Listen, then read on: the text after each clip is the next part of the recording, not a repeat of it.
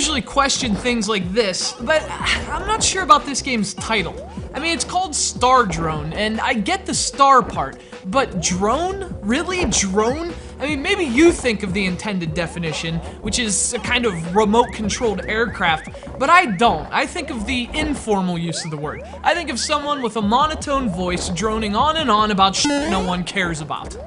I think dull. I think boring. Fortunately, STARDRONE is anything but. Released earlier this month exclusively for the PlayStation 3, STARDRONE is a downloadable game that's kind of an arcade puzzler of sorts. It's actually difficult to brand STARDRONE with a specific label or genre, if only for how many different styles it mixes together in creating its eclectic gameplay. You're collecting stuff, you're solving puzzles, you're flying all over the place, and for the most part, you're melting your brain in the process, with unrelentingly pulsating rhythms, lights, electronic beats, and if you're anything like me, catastrophic explosions. You play as what is evidently a star drone. You start each level by launching the drone, which flies in whichever direction you were aiming when you fired. Because it's a drone, you can't control it directly, but the objectives of the game depend on you manipulating its flight path. So basically, the entire point of STARDRONE is to utilize gravity, momentum, and physics to maneuver the drone, collect what's necessary, and finish the stage.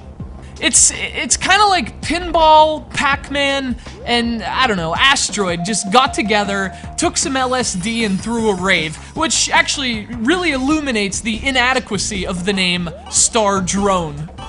There are more than 50 levels in STARDRONE, and across them all, there are a few different objectives. In some levels, you might have to collect all the stars. In others, you might have to gather fragments of a star and then haul them back for reassembly, and you do all that by indirectly moving the drone. You see, the only thing in STARDRONE you actually have control over are the electronic lassos that shoot from the sides of the drone.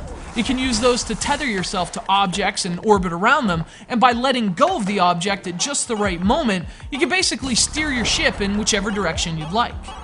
So the game basically turns into a test of your ability to judge angles. So let's hope you paid attention in geometry class.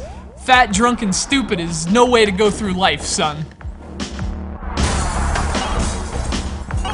The levels are also broken up nicely in terms of their design.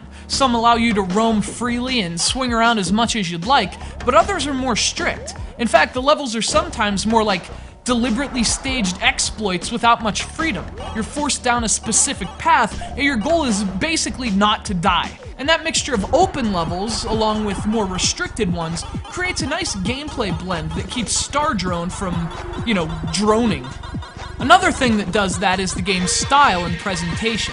STARDRONE was developed by a studio called Beat Shapers, and this game certainly emphasizes the first part of that name. The pulsing techno soundtrack and flashy graphics are a fantastic pairing, and they make STARDRONE as much an aesthetic experience as it is a gameplay one.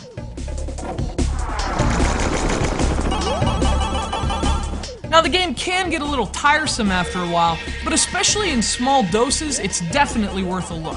STARDRONE is a unique and deliberately designed game that defies conventional description, and if you get headaches from intense, repetitive light patterns, may require medical prescription.